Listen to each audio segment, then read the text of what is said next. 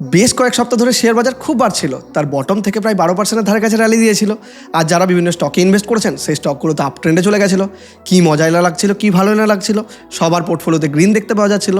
সেই মুহূর্তে মার্কেটের মধ্যে কী নেগেটিভ নিউজ আছে, ডোনাল্ড ট্রাম্প কী বললো, রাশিয়ার সাথে কী হলো, ইউক্রেনের সাথে কী হলো, ইরানের সাথে কী হলো, কেউ পাত্তা দিচ্ছিল না। সবাই আপ ট্রেন্ড এনজয় করছিল, সবাই স্টকের মধ্যে ইনভেস্ট করছিল, সুইং ট্রেডিং করছিল। কিন্তু এখন এই লাস্ট উইক থেকে মার্কেট যেভাবে একটু ঝিমোচ্ছে, মার্কেট একটু রিট্রেসমেন্ট করছে, একই লেভেলে কনসলিডেট করছে, 50 EMA-কে ব্রেক করতে পারছে না। এই জন্য আবার শুরু হয়ে গেছে আমাদের চিন্তা। দেখুন, এটা একটা হিউম্যান সাইকোলজি। যখন মার্কেট বাড়ে তখন আমাদের কোনো চিন্তা থাকে না, কি নেগেটিভ নিউজ আমরা পাত্তাই দিই না। আমরা ভাবি মার্কেট বাড়ছে, ইনভেস্ট করো, বাড়ছে, ইনভেস্ট করো, সুইং ট্রেডিং করো, এটা করো, সেটা করো। কিন্তু মার্কেট যখন একটু রিট্রেস করে, একটু ঝিমোয়, আমাদের টেনশন শুরু হয়ে যায়। আমরা তখন ভাবতে শুরু করি, এই যা আবার বোধহয় ওই যে নিউজটা এসেছিলো না ইউএসের সাথে, সেই নিউজটার কারণে মার্কেট বোধহয় আবার পড়তে পারে। এই ইরানের সাথে আবার একটা নতুন ডিল হচ্ছে, সেই ডিলের কারণে একটু পড়তে পারে। আবার কি হলো কি জানি, নতুন একটা নিউজ এসেছে, সেই নিউজ নিয়ে ঘাঁটাঘাঁটি আমরা শুরু করে দিই। এটা নর্মাল হিউম্যান সাইকোলজি। আর এইভাবে মার্কেটও চলে। মার্কেটও একটা না এইভাবে বাড়ে না, মার্কেট একটু বাড়ে, আবার একটু পড়ে, আবার একটু বাড়ে, আবার একটু পড়ে, এইভাবে আপ ট্রেন্ডে র্যালি দেয়। আর যারা এই জিনিসটা বুঝে গেছেন তারাই স্টক মার্কেটে টিকে থাকেন। আপনি যদি এই বিষয়ে মাইন্ডসেট করে ফেলেন যে যখন মার্কেট ফল করে তখন অপরচুনিটি পাওয়া যায়, যখন মার্কেট কনসলিডেট করে তখন অপরচুনিটি পাওয়া যায়, এই মাইন্ডসেটটা যদি আপনি বানিয়ে ফেলেন, তাহলে অলরেডি আপনি স্টক মার্কেটের বাকি 90% মানুষকে পিছনে ফেলে দিয়েছেন। মানে আপনার 10% মানুষের মধ্যে রয়েছেন যারা এই বিষয়টা বুঝে গেছে, স্টক মার্কেটের নেচারকে বুঝে গেছে এবং আপ ট্রেন্ডের র্যালি এনজয় করতে শিখে গেছেন। আর যারা শুধু প্যানিক করছেন তারা মার্কেটের মধ্যে এরকম হতেই থাকবে এবং হয়তো মার্কেট থেকে একটা টাইম আউট হয়ে যাবে। তো এইটা হচ্ছে মার্কেটের নেচার, এটা হচ্ছে মার্কেটের সিস্টেম। এইভাবেই মার্কেট সবসময় চলে। তো আজকে মার্কেট 50 EMA-কে ব্রেক করতে পারছে না, তাই এটা নিয়ে সেটা নিয়ে অনেক চিন্তাভাবনা আমাদের হচ্ছে। পোর্টফোলিও বাড়ছে না, তাই আমাদের চিন্তাভাবনা হচ্ছে। তো চলুন আজকের ভিডিওতে আমরা ডিসকাস করব যে আগামী দিনে যে স্টক মার্কেট রয়েছে, সেই স্টক মার্কেট কোথায় তার সাপোর্ট রয়েছে, কোথায় তার রেজিস্ট্যান্স রয়েছে এবং আগামী দিনে মার্কেট কীভাবে পারফর্ম করতে পারে, সেটা সম্পূর্ণ আমরা টেকনিক্যাল অ্যানালিসিস করে বুঝবো। এবং তার সাথে আমরা এটাও দেখবো যে আগামী দিনে এই যে এখন যে মার্কেট ঝিমোচ্ছে, মার্কেট যে এখন একটা জায়গায় কনসলিডেট করছে, বা যখন ফল করেছিল তখন তো আমি আপনাকে বলেছিলাম তারা র্যালি এনজয় করেছেন, এবং যখন ঝিমোচ্ছে আমি তাদেরকেও বলছি যে ঝিমানোর টাইম এবং ফল করার টাইম, দুটো টাইমেই কিন্তু মার্কেটে অপরচুনিটি পাওয়া যায়। অপরচুনিটি খুঁজতে থাকুন। তো যারা অপরচুনিটি খুঁজতে চান, আজকে তাদের জন্য আমরা বিভিন্ন সেক্টর নিয়ে ডিসকাস করবো যে কোন কোন সেক্টর মার্কেটের মধ্যে স্ট্রং রয়েছে এই মুহূর্তে, এবং তার সাথে আপনাদের ফেভারিট পার্ট স্টক নিয়ে আলোচনা করব। সেই স্টকগুলোই, যেই স্টকগুলো আপনারা গত সপ্তাহের ভিডিওতে আমাকে কমেন্টে জানিয়েছিলেন এবং সেই কমেন্টের মধ্যে সবথেকে বেশি লাইক এসেছিল, সেই সমস্ত স্টকের ফান্ডামেন্টাল আজকে আপনার সাথে ডিসকাস করব। তো চলুন একদমই সময় না নিয়ে আমরা শুরু করি মার্কেটের টেকনিক্যাল অ্যানালাইসিস। দেখুন, এটা আমরা নিফটি ডেলি চার্ট ওপেন করে নিয়েছি। ডেলি চার্টে যদি আপনি লক্ষ্য করেন, এই যেই ইয়েলো কালারের লাইনটা দেখতে পাচ্ছেন, এটা হচ্ছে 50 EMA, গ্রিন কালারের লাইনটা হচ্ছে 100 EMA এবং যে ব্ল্যাক কালার লাইন সেটা হচ্ছে 200 EMA। তো আপনি যদি ভালো করে লক্ষ্য করেন, দেখুন গ্রিন কালারের লাইনটার উপরে ব্রেকআউট দিয়েছিল, কিন্তু আবারও এখান থেকে রেজিস্ট্যান্স নিয়েছে, যেটা আমরা আগের সপ্তাহে ভিডিওতে ডিসকাস করেছিলাম, মানে তার আগেও ডিসকাস করেছিলাম যে এই লেভেলে একটা প্রপার রেজিস্ট্যান্স ছিল, এখান থেকে মার্কেট নিতে পারে। তো এক্স্যাক্টলি দেখুন এখান থেকে মার্কেট রেজিস্ট্যান্স নিয়েছে এবং মার্কেট একটু ফল করে, মানে রিট্রেস করে, এবং সে এই জায়গাটা কনসলিডেট করছে। দেখুন এই 50 EMA যে লাইনটা রয়েছে, এই লাইনকে ব্রেকআউট দিতে পারছে না, এই জন্য সবার এখন ভয় চলছে। আমি যদিও ভয়টাই কিছু মনেই করি না, কিন্তু তার সাথে আর বাকি জায়গাতে কী রয়েছে চলুন একবার সেটাও ডিসকাস করা যাক। দেখুন, আপনি যদি ইন্ডিয়া ভিক্স দেখেন, যেটা ভোলাটিলিটিকে ইন্ডিকেশন দেয়, সেটা ইন্ডিয়া ভিক্স মোটামুটি নর্মাল রয়েছে, 18-এর কাছাকাছি রয়েছে। 15-এর ধারে কাছে থাকলে বেশ ভালো, কিন্তু 18ও খুব একটা খারাপ বলা যায় না। আর এই মুহূর্তে যদি ক্রুড অয়েল দেখেন, তাহলে ক্রুড অয়েলের প্রাইস মোটামুটি $100 উপরে চলছে, যেটা নেগেটিভ, অবশ্যই নেগেটিভ, কিন্তু মোটামুটি সাস্টেন করছে, $100 কাছাকাছি আছে। তো ক্রুড অয়েল বুঝতেই পারছেন যে কী সিচুয়েশন চলছে, তার জন্য ক্রুড অয়েল বাড়ছে কমছে, বাড়ছে কমছে, এ চলতেই থাকছে। ব্রেন্ট ক্রুড অয়েলও একই জায়গায়, ওই $109 কাছাকাছি রয়েছে, একই ব্যাপার। আর আপনি যদি ইউএস মার্কেট দেখেন, তাহলে ইউএস মার্কেট যে ডাউ জোন্স রয়েছে, ডাউ জোন্স আগের দিন 0.38% ফল করেছিল। আর আপনি যদি ন্যাসডাক দেখেন, তাহলে ন্যাসডাক কিন্তু সেদিকে র্যালি দিয়েছে। এবার ঘটনা হচ্ছে ডাউ জোন্সের ফল করার পিছনে একটা রিজন রয়েছে, মানে ইউএসের মধ্যে যে ফেড আছে, সে ফেড কিন্তু এবার রেট কাট করেনি। আপনি যদি একটা নিউজ দেখেন যে US Fed FOMC meeting updates, Jerome Powell keeps the key interest rate unchanged 3.5 থেকে 3.75 অবধি রেখেছেন এই ইন্টারেস্ট রেটকে। তো তার মানে তারা ইন্টারেস্ট রেট একদমই কাট কিন্তু করেনি। এবার ইন্টারেস্ট রেট কাট না করার জন্য কী হবে, ইন্টারেস্ট রেট কাট না করার জন্য মার্কেট, মানে সেন্টিমেন্ট মার্কেটের মধ্যে খুব বেশি বুলিশ হবে না। যদি ইন্টারেস্ট রেট একটু কাট হতো, আবার সেন্টিমেন্ট বুলিশ হয়ে যেত, কিন্তু কাট না করার জন্য কি বিয়ারিশ হয়ে যাবে? না, সেরকমও নয়। তাই মার্কেট, ওদের মার্কেটও এক কথায় বলতে গেলে সে ঝিমিয়েইছে। আর এদিকে যদি আপনি এফআইডিআর এর ফ্লো দেখেন, তাহলে লাস্ট কিছুদিন ধরে এফআইআরা প্রচুর সেল করছে। আপনি দেখতে পারবেন এখানে সেলিংয়ের ফিগার। আমি যদি এখানে নাম্বারসে দেখাই, দেখুন লাস্ট আপনিও দেখেন 21 তারিখ থেকে যদি আমরা দেখি, দেখুন 1900 কোটি টাকা সেল, মানে কন্টিনিউয়াসলি সেলই দেখতে পাবেন। 1900 কোটি টাকা সেল লাস্ট বাই করেছিল এফআইআরা 17 এপ্রিল অব্দি বাই করেছিল। তারপর থেকে দেখুন এফআইআর কন্টিনিউয়াসলি সেল। লাস্ট ডেতে মানে 30 এপ্রিল যে সেলিং করেছে তারা 8,000 কোটি টাকা সেলিং করেছে, কিন্তু ডিআই বাইং কত করেছে? 3,000 কোটি টাকা। নর্মালি দেখা যায় যে এফআইআই যতটা সেলিং করে ডিআই ততটাই বাইং করে নেয় প্রত্যেকবার, কিন্তু এই লাস্ট দিনে আমরা সেটা দেখতে পাইনি। এই লাস্ট দিনে দেখলাম যে ডিআই মোটামুটি অনেকটাই কম, মানে তো প্রায় হাফেরও কম বাই করেছে ডিআই। তো ঠিক আছে, ডিআই কন্টিনিউয়াসলি দেখুন এখানে বাই করে যাচ্ছে, এফআই কন্টিনিউয়াসলি সেলই করে যাচ্ছে, তো এই তো চলতেই থাকছে। আর এফআই সেল তো করবেই, তার পিছনে রিজনও একটা আছে। কারণ দেখুন আবার রুপিস অল টাইম ডিপ্রিসিয়েট হয়ে গেছে, মানে রুপিস 95 পার করে গেছিলো। মানে এর আগে লাস্ট করেছিল কবে? 30 মার্চে। তারপরে তো জানেনই আপনি যে এনওপি আর এনডিএফকে ব্যান করে দিল, মানে রুপিসের ট্রেডিং ব্যান করে দিল। তো রুপিস বেশ ভালোভাবে এখানে ফল করেছে, মানে ভাববেন রুপিস স্ট্রং হয়েছে। তো রুপিস ভালো করে চার্টের মধ্যে স্ট্রং ছিল, আবারও সেই রুপিস ডিপ্রিসিয়েট হতে শুরু করে দিল, আবারও সেই অল টাইম হাই, মানে আলটিমেটলি $1 = 95 হয়ে গেছিলো, এখন 94.88 চলছে। তো এটা খুব একটা ভালো সাইন একদমই নয়। তো মার্কেটের মধ্যে পুশ দেওয়ার জন্য বিরাট ভালো জিনিস তা কিন্তু নেই। কিন্তু আপনি একটা মজার জিনিস যদি দেখেন, যদি ফান্ডামেন্টাল আমরা মার্কেটে দেখি, তাহলে দেখবেন এখন বিভিন্ন রেজাল্ট সিজন চলছে কোম্পানির। তো দেখুন এখন 242টা কোম্পানি পজিটিভ গ্রোথ দেখিয়েছে, 122টা কোম্পানি নেগেটিভ গ্রোথ দেখিয়েছে, নিউট্রাল গ্রোথ দেখিয়েছে 13 কোম্পানি, এবং তাদের ওভারঅল রেভিনিউ কত এসেছে 7.6, যেটা খুব একটা ভালো কিন্তু মনে করা একদমই হয় না। এটা যদি 10-এর উপরে থাকে তাহলে বেটার মনে করবো। এবার এখন রেজাল্ট আসতে লেগেছে, অনেক কোম্পানি দারুণ পারফর্ম করছে। 7.9% এবিটা গ্রোথ রয়েছে আর 10% প্রফিট গ্রোথ রয়েছে, এটা কিন্তু বেশ ভালো। 10% প্রফিট গ্রোথ রয়েছে। তো গ্রোথ যদি মার্কেটে ভালো থাকে, মনে রাখবেন যদি রেজাল্ট ভালো করে বিভিন্ন কোম্পানিরা, যদি আলটিমেটলি আর্নিংস ভালো আসে, মার্কেটকে ফুয়েল দেয় আর্নিংস। যদি আর্নিংস ভালো আসে তাহলে মার্কেটের কিন্তু আফটার র্যালি থামবে না এখানে। এবার আমি যদি আরও ডিপলি আপনার নিফটিকে অ্যানালাইসিস করি, তাহলে নিফটিতে আগের দিন একটা জিনিস, মজার জিনিস লক্ষ্য করুন, এখানে প্রায় দোজির মতো ক্যান্ডেল বানিয়েছে, কিন্তু কত বড় উইক দেখুন। এবার আমি যদি এটা 15 মিনিটের চার্টে চলে যায় না, আপনি 15 মিনিটের চার্টে একবার দেখুন। 15 মিনিটের চার্টে মার্কেট কী হলো? প্রথমে গ্যাপ ডাউন ওপেনিং হলো, রেড ক্যান্ডেল বানালো, তারপরে নিচের দিকেই পড়লো কিন্তু মার্কেট। তারপরে দেখুন কন্টিনিউয়াসলি মোটামুটি 11টা 15 থেকে, মানে বৃহস্পতিবার দিন 11টা 15 থেকে মার্কেট কন্টিনিউয়াসলি র্যালি দিল। দেখুন এই যেই লেভেলটা ছিল সেই লেভেলকে ব্রেক করে দিল এবং সেখানেই ট্রেড করছে মার্কেট। তো মার্কেট কি দেখালো? যে মার্কেট দেখালো খুব বেশি সেন্টিমেন্ট নেগেটিভ হওয়া সত্ত্বেও মার্কেট কি দেখালো? মার্কেট আবার নিচ থেকে উপরে টেনে নিয়ে গেল। তো এটা কিন্তু মার্কেটের স্ট্রেংথকে বোঝায়। মার্কেট স্ট্রেংথ দেখাচ্ছে যে নিচ থেকে উপরে তুলে দেওয়ার মতো ক্ষমতা রাখছে। তো আলটিমেটলি আমরা যেটা দেখতে পাচ্ছি যে না, 50 EMA কে ব্রেক করতে পারছে না, ঝিমোচ্ছে, ঠিক আছে, কিন্তু মার্কেট কিন্তু বারবার স্ট্রেংথ শো করছে। মার্কেট কিন্তু এই লেভেলকে ব্রেক করছে না। দেখুন আমি বলেছিলাম যে এই গ্যাপকে ফিল করবে না মার্কেট, এই দিকে বিশেষ নজরে রাখুন। ইভেন আমি এখানে কিন্তু একটা দাগও দিয়ে রেখেছিলাম আপনাদের জন্য, যে লক্ষ্য রাখবেন যে এই লেভেলের নিচে যেন না পড়ে মার্কেট। তো মার্কেট কিন্তু এই লেভেলের উপরে এখন ট্রেড করছে। যতক্ষণ এই লেভেলের উপরে ট্রেড করছে ততক্ষণ কিন্তু আমরা কশাস একদমই হব না, ততক্ষণ আমাদের সেন্টিমেন্ট বুলিশই থাকবে। সেক্টর স্পেসিফিক দেখবো, স্টক স্পেসিফিক আমরা দেখবো। আপনি যদি না জানেন যে সুইং ট্রেডিংয়ের জন্য স্টক কী করে খুঁজতে হয়, আমি অলরেডি তার ভিডিও বানিয়েছি, সেটা চেক আউট অবশ্যই করবেন, ডেসক্রিপশনে আমি লিঙ্ক দিয়ে রাখবো। তো মার্কেটের ভিউ আমি ওভারঅল পজিটিভই রয়েছে। হ্যাঁ, মার্কেট একটু ঝিমোচ্ছে, তাতে ক্ষতি কী? সুইং ট্রেডিংয়ে জায়গা খুঁজুন, এখন সুইং ট্রেডিংয়ে স্টক খুঁজুন। এই মুহূর্তে ঝিমোচ্ছে তো ঝিমোচ্ছে, মার্কেট ঝিমোচ্ছে, তো আপনার কি? সেক্টর স্পেসিফিক অপরচুনিটি রয়েছে, স্টক স্পেসিফিক অপরচুনিটি রয়েছে, রেজাল্টের মান চলছে, কেন অপরচুনিটি নেই এখন? তো অপরচুনিটি খুঁজুন, ভয় পাওয়ার দরকার নেই এত। তো চলুন এবার আমরা ডিসকাস করি যে কোন কোন সেক্টরে এই মুহূর্তে ভালো আমরা অপরচুনিটি দেখতে পাচ্ছি। সেক্টর ওয়াইজ যদি আমরা ডিসকাস করি, তা দেখবো যে প্রথমে আমরা দেখে নিই একবার নিফটি কমোডিটি। দেখুন কমোডিটি আমরা এই সব লেভেলে ডিসকাস করেছিলাম, কি লেভেলের র্যালি দেখুন। তো যাই হোক, কমোডিটি এখন অল টাইম হাই ব্রেক করে দিয়েছে। অল টাইম হাইয়ের পরে এখানে আমি বলেছিলাম যে একটা রিট্রেসমেন্ট আমরা দেখতে পারি। তো রিট্রেসমেন্ট দেখুন হয়েছে, নিচের দিকে উইকও বানিয়েছে। তো সোমবার দিন আপনি কমোডিটি দিকে লক্ষ্য করুন। সোমবার দিন যদি কমোডিটি একটা গ্রিন ক্যান্ডেল বানায়, তাহলে কমোডিটি সেক্টর থেকে আপনি সুইং ট্রেডিংয়ের জন্য স্টক বাছাই করবেন। ভিডিও দেখে নিন কী করে বাছাই করতে হয়, 5 মিনিটে দেখে নিতে পারবেন। শুধুমাত্র গাইডলাইন পারপাসের জন্য আমি স্টকের নাম বলতে পারছি না, কিন্তু আপনি ভিডিও দেখে নিজেই স্টক বাছাই করতে শিখে যাবেন। আর যারা অ্যাকচুয়ালি এই ইনভেস্টমেন্ট অপরচুনিটিকে কাজে লাগাতে চান, যে ভাবছেন যে না এখন ইনভেস্টমেন্ট করা যাবে বা সুইং ট্রেডিং করা যাবে, এখনও পর্যন্ত ডিম্যাট অ্যাকাউন্ট নেই বা নতুন ডিম্যাট অ্যাকাউন্ট বানাতে চান, ডেসক্রিপশন আর পিন কমেন্টের মধ্যে আমাদের কাছে জেরোধার লিঙ্ক রয়েছে। একদম ফ্রিতে উইদাউট এনি এক্সট্রা চার্জেস আপনি জেরোধার মধ্যে অ্যাকাউন্ট ওপেন করতে পারবেন। খুবই বেশি ট্রাস্টেড একটা ব্রোকার, আমি নিজে পার্সোনালি ইউজ করি, তাই আমি অন্যদেরকেও রেকমেন্ড করি অ্যাকাউন্ট ওপেন করার জন্য। দেখুন আমাদের লিঙ্ক থেকে অ্যাকাউন্ট ওপেন করলে আপনার এক্সট্রা কোনো চার্জেস কাটবে না, বরং আপনি একটা বেনিফিট পাবেন যে আপনি যদি আমাদের লিঙ্ক থেকে অ্যাকাউন্ট ওপেন করেন, তাহলে ইন ফিউচার আপনার অ্যাকাউন্ট রিলেটেড যদি কোনো প্রবলেম হয়, আপনি বুল অফ বেঙ্গল অফিসিয়াল এই ইমেল আইডিতে মেল করবেন, আমরা আপনার প্রবলেম ডাইরেক্টলি আমাদের জেরোধার টিমের সাথে কথা বলবো এবং সলভ করিয়ে দেবো। সেটা সম্পূর্ণ আমাদের হেডেক। তাই এখনই যান, অ্যাকাউন্ট আজই ওপেন করে নিন এবং অ্যাকাউন্ট ওপেন করে কিন্তু ফেলে রাখবেন না, ফেসবুক টুইটার বানিয়েন না অ্যাকাউন্টটাকে। যদি আপনার মনে হয় যে না ফিউচারের লাইফ গোল রয়েছে আপনার, আপনি ফিউচারকে সিকিউর করতে চান, ইনভেস্টমেন্ট করতে চান, তাহলে বানান। কিন্তু যদি আমার মনে হয় যে না একবার খুলে দেখি কেমন লাগছে, ফেসবুক মনে হচ্ছে, টুইটারের মতো মনে হচ্ছে, আবার দেখি না, ট্রাই করি, দরকার নেই, তাহলে খোলার দরকার নেই।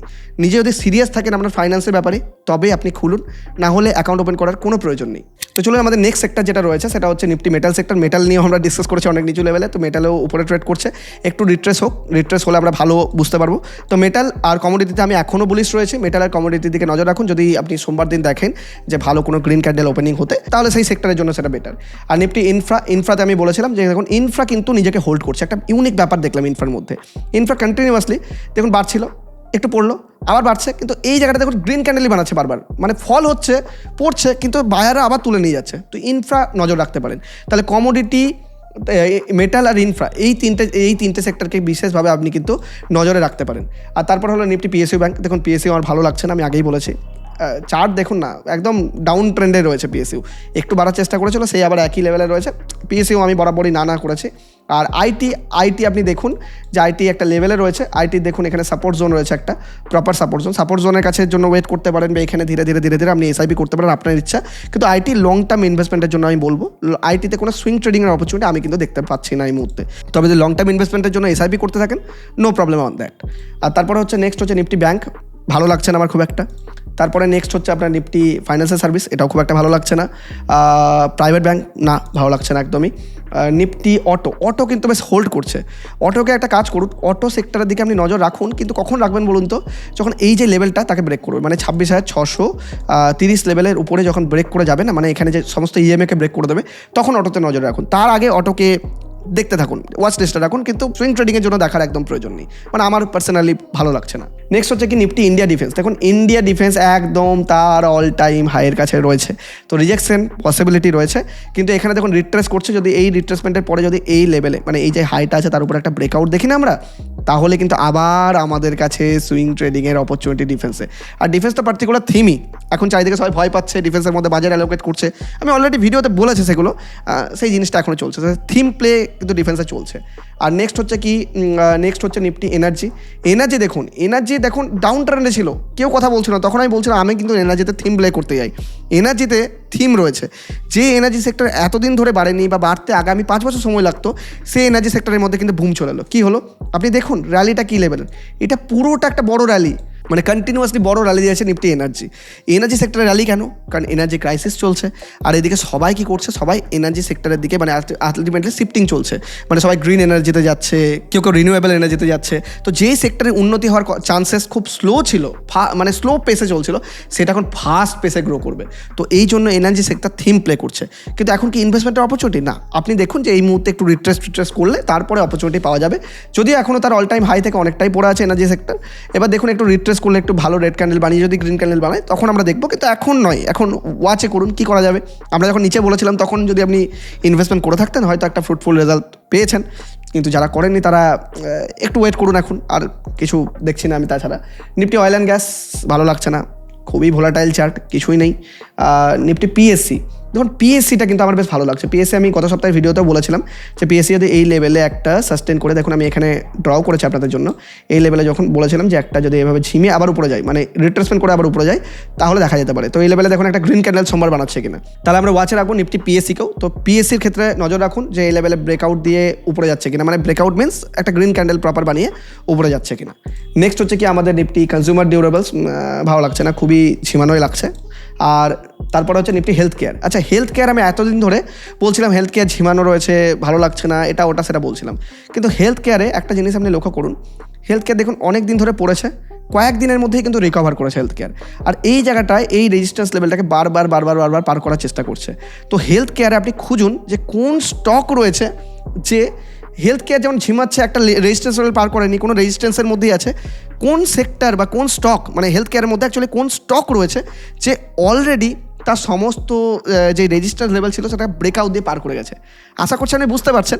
আর যারা বুঝতে পারছেন না, আপনি সুইং ট্রেডিংয়ের ভিডিওটা দেখুন, আপনি স্টকটা খুঁজে বার করুন এবং কমেন্টে জানান যে আমি হেলথ কেয়ার থেকে স্টক পেয়েছি এবং কোন স্টক এখন তার সমস্ত রেজিস্ট্যান্স লেভেলকে পার করে উপরে ট্রেড করছে, মানে তার উপর আর রেজিস্ট্যান্স নেই। মানে যদি নিফটি হেলথ কেয়ার সেক্টর বাড়ে, সেই স্টকটা সব থেকে বেশি বাড়ার পসিবিলিটি রয়েছে। দেখুন অ্যাকর্ডিং টু টেকনিক্যাল অ্যানালিসিস আমি বলছি, ইনভেস্টমেন্ট অ্যাডভাইস কিন্তু আমি একদমই দিচ্ছি না, আপনি নিজের মতো টেকনিক্যাল অ্যানালিসিস করে স্টাডি করতে পারেন। আমি আমার স্টাডি কেবল আপনার সাথে শেয়ার করছি। ইনভেস্টমেন্ট করার আগে নিজের ফাইন্যান্সিয়াল কনসালটেন্টের সাথে অবশ্যই কথা আপনি বলে নেবেন।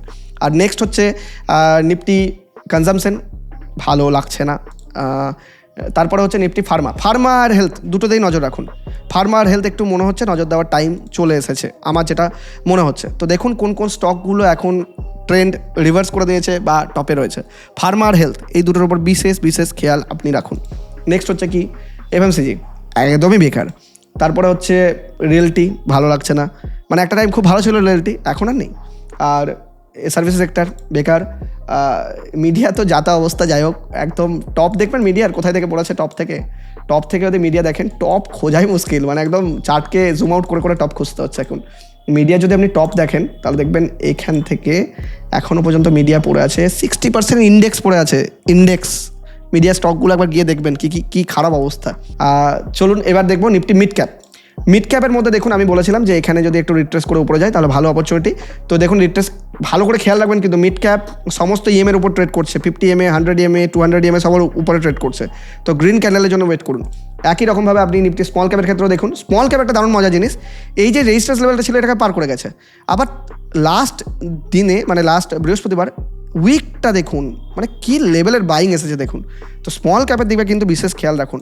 Small cap, mid cap, micro cap এই তিনটেতেই কিন্তু আমার একটু বুলিশ সিগন্যাল মনে হচ্ছে অ্যাকর্ডিং টু টেকনিক্যাল অ্যানালিসিস। আর মাইক্রো ক্যাপেও দেখুন এই ট্রেন্ড লাইনের ব্রেকআউট দিয়েছে, এখানে রিট্রেস করছে। আবার দেখুন গ্রিন ক্যান্ডেল, সোমবার দিন বিশেষ ক্রুশিয়াল হবে গ্রিন ক্যান্ডেল দেখার জন্য। যদি গ্রিন ক্যান্ডেল হয় তাহলে এই সেক্টরগুলো বুলিশ হয়ে যাবে, যদি না হয় তাহলে আবার একটু ঝিম হবে, যেটা মার্কেটের নেচার। তো আশা করছি সেক্টরের ভিউ আপনাকে বোঝাতে পারলাম। যেই সেক্টর ফোকাসে রাখতে বলছে সেগুলো ফলো করুন এবং সুইং ট্রেডিংয়ের ভিডিও দেখে নিন, সেখান থেকে সেক্টর অ্যানালিসিস করে মাত্র 5 মিনিটে আপনি স্টক খুঁজে বার করতে পারবেন।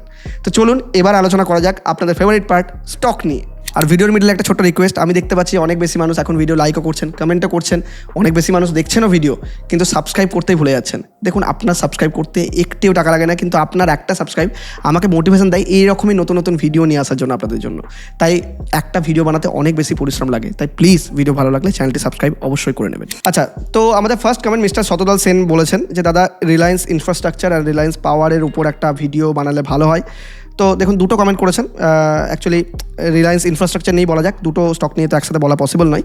তো 13টা লাইকও পড়েছে, তো লাইক বেশি পড়েছে এটা থেকে নিলাম। তো রিলায়েন্স ইনফ্রা দেখুন, তো রিলায়েন্সের আমরা যদি চার্ট এখন দেখি তখন দেখছি এই মুহূর্তে একটু down trend up trend volatile চলছে। কিন্তু আমি যখন একটু চার্টকে জুম আউট করলাম, মানে যখন উইকলিতে গেলাম তখন দেখলাম 2008-এ এই রিলায়েন্স ইনফ্রা চার্টটা বানিয়েছিল 2625 2008-এ ক্লোজিং দিয়েছিল, এবং এখন সেটা কততে ট্রেড করছে, আজকে যখন আমি ভিডিও বানাচ্ছি তখন 78 টাকায় ট্রেড করছে। মানে তার টপ থেকে কত পার্সেন্ট ফল করেছে আপনি যদি দেখেন, তার টপ থেকে ফল করেছে রিলায়েন্সের ইনফ্রার এই শেয়ারটা প্রায় 96% ফল করেছে। এবার ঘটনা হচ্ছে আমি দেখছি আমার বেশ কিছু সাবস্ক্রাইবার এটা নিয়ে কমেন্টটা করেছেন। তো এই ধরনের শেয়ারের মধ্যে ইনভেস্ট করেন কেন, করবেন এই ধরনের শেয়ারের মধ্যে কেন? 100 টাকার নিচে দাম রয়েছে পেনি স্টক বলে এই জন্য? আরে পেনি স্টক পেনি কেন হলো? টপ থেকে কেন 96% পড়লো? এটার রিজন কি? কোনো একটা স্টক 96% পড়েছে তার মানে তো নিশ্চয়ই কিছু না কিছু ঘাপলা রয়েছে, কিছু না কিছু ফান্ডামেন্টাল ফ্ল রয়েছে। তো যখন এ ধরনের সিচুয়েশন রয়েছে সেখানে আমরা ইনভেস্টমেন্ট কেন করতে যাবো? সেটা কি বুদ্ধিমানের পরিচয় হবে নাকি সেটা বোকামোর পরিচয় হবে? সেটা আপনিই বলুন আমাকে। তো আশা করছি বুদ্ধিমানের পরিচয় তো এটাতে হবে না। তাহলে যারা ইনভেস্টমেন্ট করে রেখেছেন এই ধরনের স্টকের ক্ষেত্রে আমি তাদেরকে কি বলবো? তাদেরকে বলবো যে দেখুন ফান্ডামেন্টাল অ্যানালিসিস করুন, দেখুন স্টাডি করুন, দেখুন যে কীরকম পারফর্ম করছে। কিন্তু আমি কখনোই এরকম বলবো না যে স্টক দেখুন ফান্ডামেন্টালি কী বলে, কোনো স্টক তার টপ থেকে 90% পড়ে গেছে, দ্যাট মিনস স্টকটা খুব খারাপ। যখন মার্কেট তার টপের কাছাকাছি রয়েছে, মানে মার্কেট 26,000-এর কাছাকাছি রয়েছে, 24,000-এর ধারে কাছে চলছে এই মুহূর্তে, মানে মার্কেট অতটা ফল করে, মার্কেট কি 90% পড়ে গেছে কিন্তু স্টক 90% পড়ে গেছে। মনে রাখবেন মার্কেটের তুলনায় যে ভালো পারফর্ম করছে সে ভালো, মার্কেটের তুলনায় যে মার্কেটের মতো পারফর্ম করছে সে ভালো, মার্কেটের তুলনায় যে খারাপ পারফর্ম করছে যে স্টক সে ভালো নয়।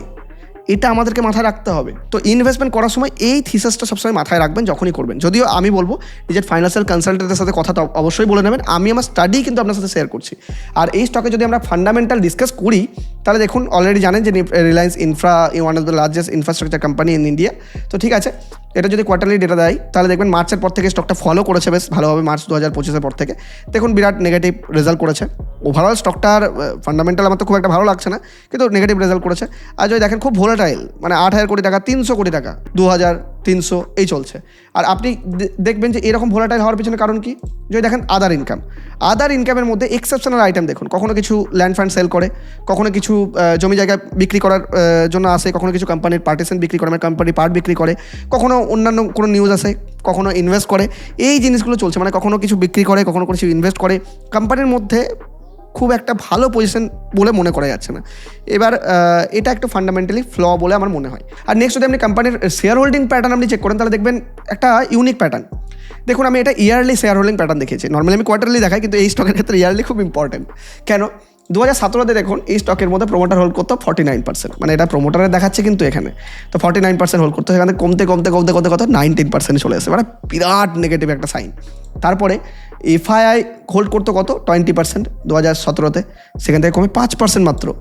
ডিআই হোল্ড করতো কত 17%, সেখান থেকে কমে 1%। এবার তাহলে আপনি বলুন, তাহলে এই যেই পার্সেন্টেজগুলো আছে, মানে এই যেই স্টকগুলো আছে, কার কাছে গেল? তাহলে কার কাছে গেল? আমাদের আপনাদের কাছে, যারা আমরা হোল্ড করছি পেনি স্টক ভেবে। পাবলিকদের কাছে 2017-তে ছিল 12%, ভালো, দারুণ। কিন্তু বাড়তে বাড়তে কোথায় পৌঁছলো? 74%। মানে এক কথায় বলতে গেলে মালিকানার বড় অংশ রয়েছে, 74% অংশ রয়েছে পাবলিকদের কাছে। তাহলে কোম্পানি কেমন হবে আশা করছি আপনি বুঝতে পারছেন। ফান্ডামেন্টালি স্টকটা স্ট্রং বলে মনে হচ্ছে না, যদিও আমি আমার স্টাডি কিন্তু আপনার সাথে শেয়ার করছি, এটা স্টাডি পারপাসের জন্য এই ভিডিও। তো চলো নেক্সট কমেন্ট নেওয়া যাক। নেক্সট কমেন্টে মিস্টার নিত্যা বলছেন যে আইআরএফসি ইরকন শেয়ার নিয়ে 6 মান্থ টার্গেট বলুন। তো আইআরএফসি ইরকন শেয়ার নিয়ে আমি আগেও ডিসকাস করেছি, গত ভিডিওতে আমি অলরেডি ইরকন শেয়ার নিয়ে কথা বলেছি, অবশ্যই ভিডিওটা দেখুন, আমি লিঙ্ক নিচে দিয়ে দেবো, কিংবা আপনি আমাদের চ্যানেলে গিয়ে সার্চ করতে পারেন আগের ভিডিওটা।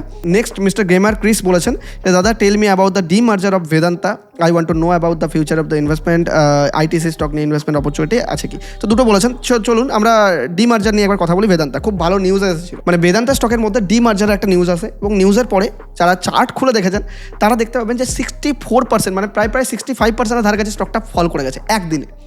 সবার মাথা খারাপ হয়ে গেছে, একটা স্টক 65% একদিনে পড়ে গেল, বিশাল নেগেটিভ তো। কিন্তু অ্যাকচুয়ালি নয়, 65% কেন ফল করেছে? ডিমার্জার হয়েছে, মানে কোম্পানির মধ্যে অনেক বিজনেস রয়েছে যেগুলো আস্তে আস্তে মার্জ করে আলাদা আলাদা এন্টিটি বানানো হচ্ছে।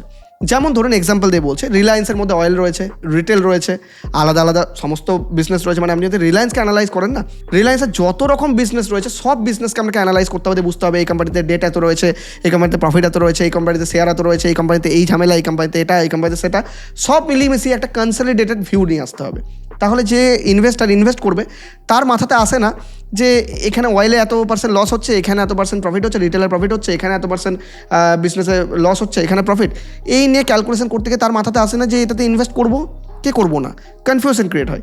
কিন্তু যদি প্রত্যেকটা বিজনেসের পার্টকে আলাদা করে দেয়, রিলায়েন্স আজকে অয়েলকে আলাদা করে দিল, গ্যাসকে আলাদা করে দিল, রিটেলকে আলাদা করে দিল, তাহলে কি হবে? আপনার ভিউ আসবে যে না আমি রিটেলে ইনভেস্ট করতে চাই, এই বিজনেসে প্রফিট রয়েছে, আমি অয়েলে ইনভেস্ট করতে চাই, এই বিজনেসে প্রফিট রয়েছে। বেদান্তের ক্ষেত্রেও তাই, আপনি যদি বেদান্তার নিউজটা দেখেন, বেদান্তা এই যেই ডিমার্জ করেছে এটার কারণে যে এক্সিস্টিং বেদান্তা শেয়ার সেটা তো থাকবে, কিন্তু যারা একটা বেদান্তা শেয়ার হোল্ড করছে তারা আরও 4টে এক্সট্রা শেয়ার পাবে। কী পাবে?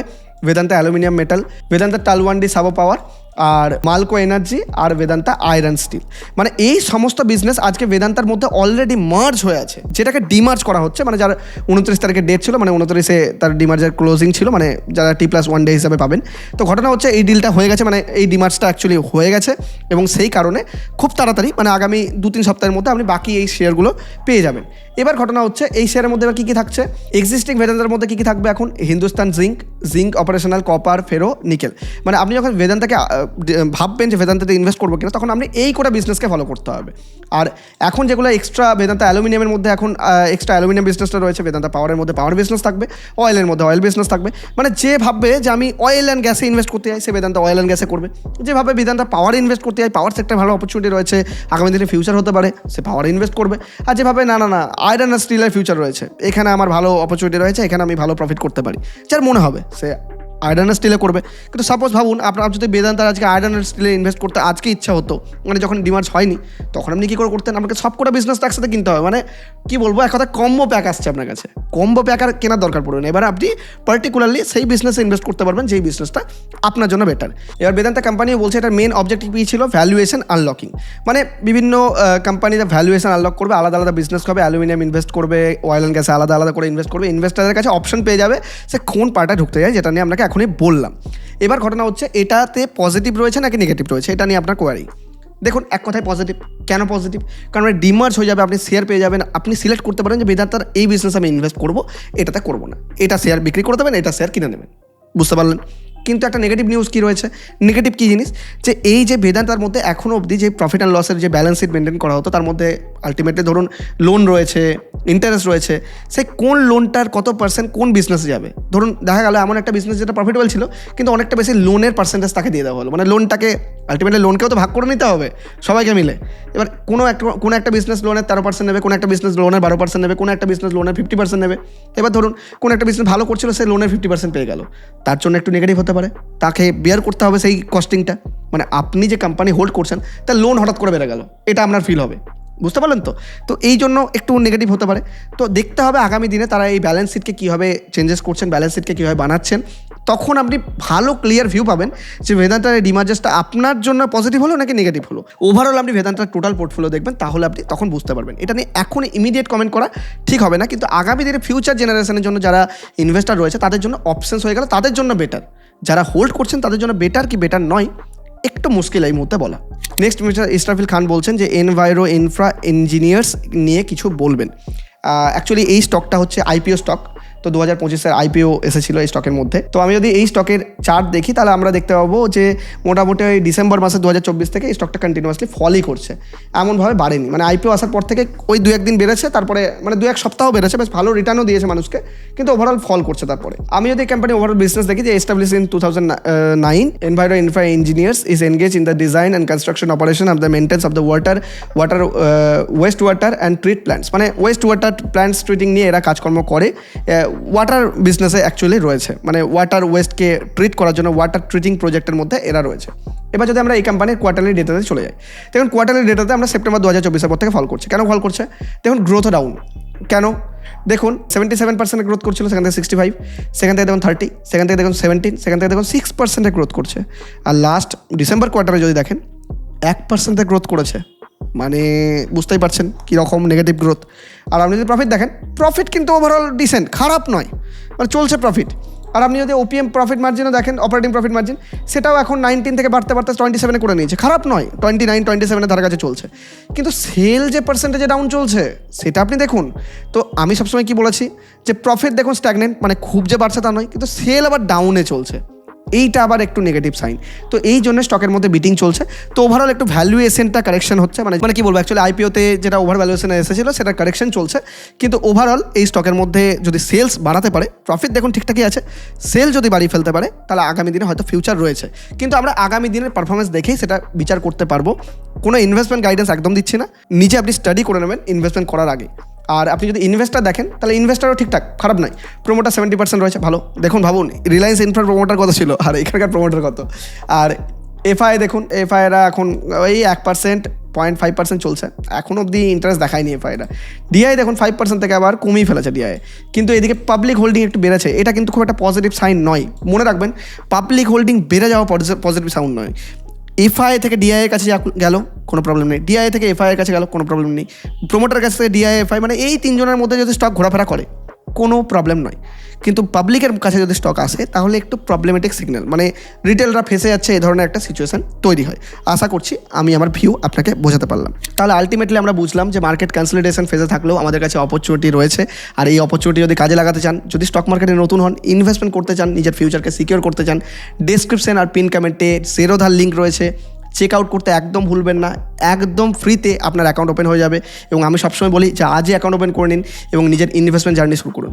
মিনিমাম 500 টাকা দিয়ে হলেও ইনভেস্টমেন্ট শুরু করুন। আমি চাই যে পশ্চিমবঙ্গের প্রত্যেকটা মানুষই ইনভেস্টমেন্টের জগতে পা রাখুক এবং নিজেরা ফাইন্যান্সিয়ালি ইন্ডিপেন্ডেন্ট হোক।